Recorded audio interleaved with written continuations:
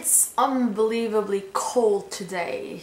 Hey guys, and welcome to my another batch of mini reviews that includes Sentinel by Jennifer L. Armentrout, Into the Steel Blue by Veronica Rossi, and Allegiant by Veronica Roth. If you guys were able to connect the dots, this is actually the finale or last book in a series edition. So I'm filming this on December 14th, and as of today, Into the Steel Blue is still not out. It comes out on January 28th of 2014. So I don't know when I'll be uploading this video, but for now, it's not out. So I'll be dividing up my reviews into 4 parts. The first is the plot, the second is the characters, the third is the pace, and the fourth is the ending.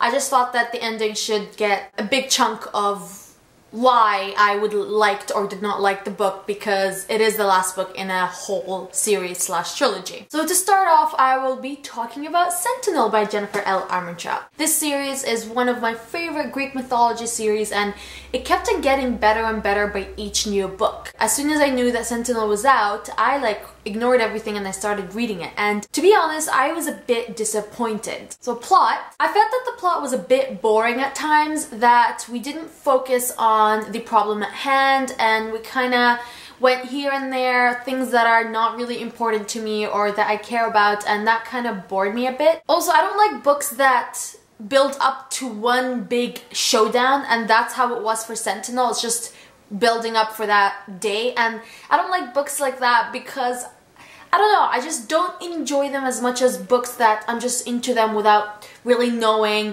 where the plot is really going. However, I do have to say that I love the scenes between all of our characters. Which brings me back to my second point, which are the characters. So there are a ton of amazing characters in this Covenant series, including Aiden St. Delphi, Alex, Deacon, as well as Seth. Alex is the main female protagonist, while St. Delphi or Aiden is her love interest. However, it being Greek mythology, you do get introduced to a couple of different gods, and I have to say, I really didn't like most of them. They were arrogant, I hated how pompous they were, especially Apollo. I just didn't really like the way he was, as well as some other gods. So the third part is the pace, and I felt like the pace was a bit too slow at parts, especially when they ended up going to the underworld, and I mean, they did that in Apollyon. I don't understand why they had to repeat it again in Sentinel, and it just took up a big chunk of the book, and I'm like, skip, skip, skip. Okay, read the sentences, like the actual dialogue. Next page. It was a bit too much. I just wanted something to happen, and I kind of suffered from that. The last part is the ending, and I'm a bit confused with the ending because I just felt that it was a bit too... I was just like, what? Why? I don't understand. I did not think that the story was heading that way. It took me by surprise, but I can't say in a good way or a bad way. It's just like an unmemorable ending, I think. And I was just a bit disappointed with it, but it was a happy ending, so I'm okay with that. So all in all, I did end up giving Sentinel 4 or 3.5 in my actual blog rating. Bit of a disappointment, but overall, I would definitely recommend this series if just for the first 4 books because it's fantastic. So the next book is Allegiant by Veronica Roth. I know this review is way overdue, I do know that. I know some people wanted me to do this review ages ago, but I just haven't been able to actually pick up the book without literally breaking down and crying. Okay, so breaking it down to the 4 parts. First is the plot. I think that the plot for this book was pretty fantastic. It wasn't as good as Divergent, but it was so much better than Insurgent. I had a problem with Insurgent because I just felt that I couldn't engage with the plot for some reason, and I really didn't like what was going on, and it was a bit of a disappointment for me. So when I read Allegiant, I was a bit wary, but I'm just glad that Roth found the voice in Divergent, if not perfectly that, but it was still pretty good. I also loved that, it was kind of a surprise, but I loved that this book was told from both 4 and Triss's POV. I didn't even know that, and when I opened the book and I'm like, Tobias, I'm like, oh, no way. Oh my god. thank you, Veronica Roth, for doing that for me. So, well, obviously not for me, but it felt like it was for me. So I was just really happy with that. Moving to the second part, and it is the characters. And of course, most of these, all three books kind of mostly revolve around Triss and Four, specifically for Triss, of course. But we get more of Four in this book, and I am eternally grateful for that. However, I do have to point out that Four's voice is so much weaker than it was in Divergent. I feel like I'm looking at completely two different people. And it disappoints me and it makes me sad because the way I imagine Four in Divergent is that he's kick butt and like he doesn't take any crap from anyone and he's so serious and you know, like Triss looked up for him and like leaned on him and things like that, and it was both ways. But in Allegiant, that's when I really noticed, even though a lot of people kept on mentioning it before, but that was when I really noticed that Four completely like broke down, and all he cared about is appeasing Triss and like being on Triss's good side. Everything it was in relation to Triss, and I get that, you know, you love her and all that stuff, but you can't make her your world. It's just something that, it's just weird. I don't know, I just thought that I loved Four, but here I'm like, I love you, I still love him, but it's just a bit sad to see Roth taking that direction with his character. As for Triss, I felt that she was growing way too independent. I felt like she never really cared to put Tobias or to include Tobias in her plans, and that's one of the big reasons why Insurgent frustrated me. And we get that again in Allegiant, and I felt like when Tobias did one mistake, she just made the biggest deal out of it, and I'm thinking like, you made way worse mistakes and he completely like forgave you in a second, and I'm like, you can't do the same for him? Like, are you kidding me? So I was a bit frustrated with Triss, mostly after I read the book, when I had time to think it over, but still, I love Triss, I love Four, I love them both together, and it's just like, ugh, I love them. Third is the pace, and like I said, the pace was perfect. There were no fillers, nothing unnecessary from the book. I loved it. Never a dull moment. As for the ending, it killed me. Honestly, it crippled me. It put me in a book hangover, a book depression. I just felt that I can never read another book again. That's how I felt. And every time I would try picking up a book, I'd be like, oh, Allegiant, no, like I can't. I really, till now, I don't understand why Veronica Roth did that. I get she's trying to be like creative and different, but to be honest, if you look at all the different dystopian endings, they're kind of similar. So I feel like she took the cliched way out.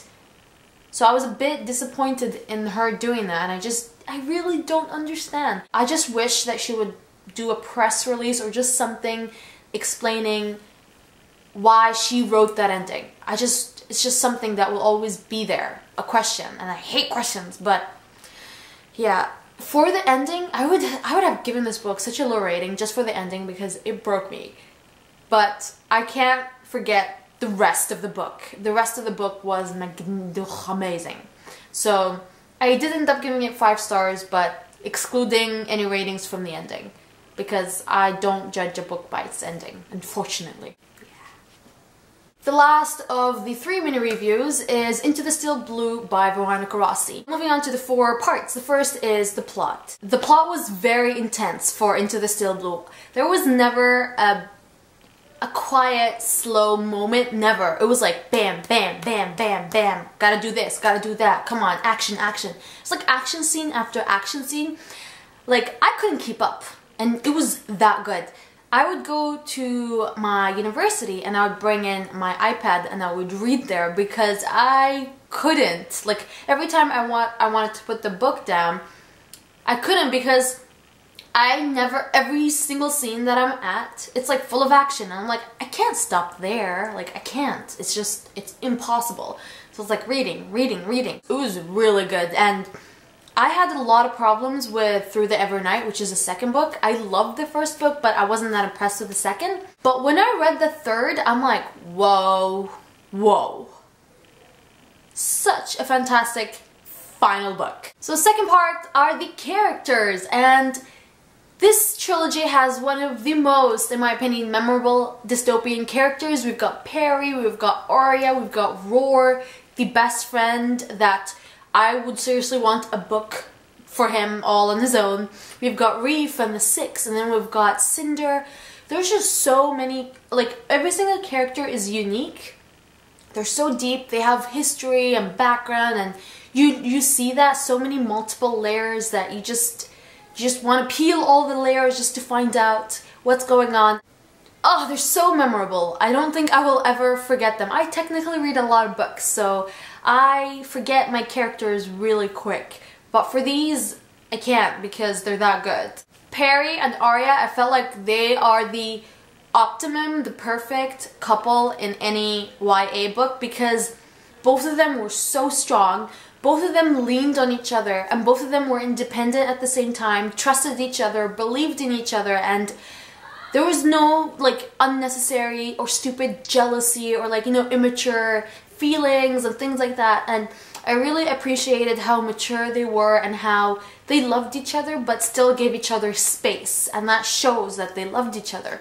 So it's a bit of a contrast between some of the different books that I've been reading, and honestly I would wish all YA authors would look at this relationship and put that as a reference to what relationships should look like. So as for pace, as I mentioned, I feel like there was never a dull moment. It was like action scene after action scene, but we still got, you know, scenes with the characters, emotional development and personal development of different characters and new characters. This book had a lot of feels for me. I cracked up, I smiled, I cried, I laughed. It's like, my emotions were all over the place for this book, and I appreciated that. I always love it when an author can do that. Finally, the ending, and if you can't tell how much I love this book, I have to say that the ending was perfect. Perfect not in the sense that you get the happily ever after, but perfect in the sense that it was realistic. So I felt that this ending wasn't a cliche,